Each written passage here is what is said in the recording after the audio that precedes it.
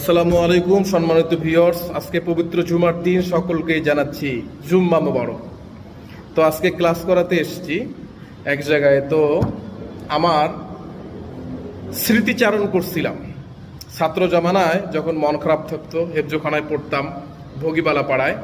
মন খারাপ হলে আমাদের এক মামা ছিল, আমাদেরকে গজল গাইয়ে শোনাতো। চমৎকার তার কণ্ঠ, মাশাআল্লাহ।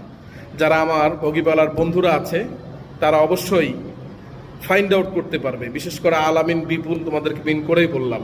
গজলটা ছিল এরকম: যারে যা সালাম চলে যা মদিনায়, যারে যা দরুদ চলে যা মদিনা, যারে যা সালাম চলে যা মদিনায়,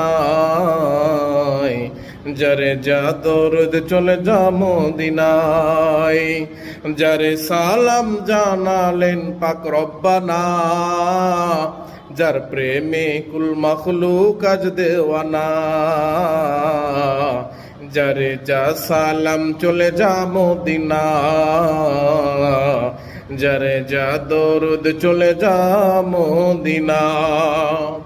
ইন্তেকালের সময় নবীজির ঠোঁটখানি লরে চড়ে কি যেন বলে, আবু বক্কর কান লাগাইয়া শোনে, নবী উম্মতি উম্মতি বলে,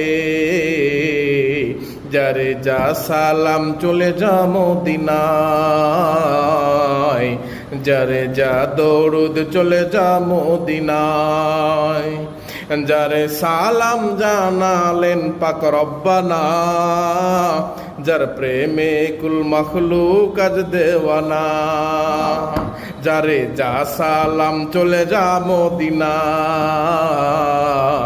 যারে যা দরুদ চলে যা মদিনা।